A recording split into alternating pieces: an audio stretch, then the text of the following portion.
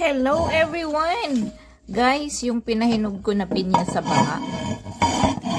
Ayan, naging dalawa siya. Nahinog pa. Magic. O, diba? Naging dalawa. Hinog na siya. O, diba? Pinya is life. Favorite ko kasi yung pinya. Hinog na siya yung pinahinog ko sa bigasan sa banga. Naging dalawa pa. O diba, magic? Hindi, joke lang ha. Joke lang yung naging dalawa. Pero nahinog naman siya. Ayan, hinog na hinog. Perfect ang pagkahinog niya. Perfect ang pagkahinog ng pinya. O diba? Favorite ko kasi yung pinya.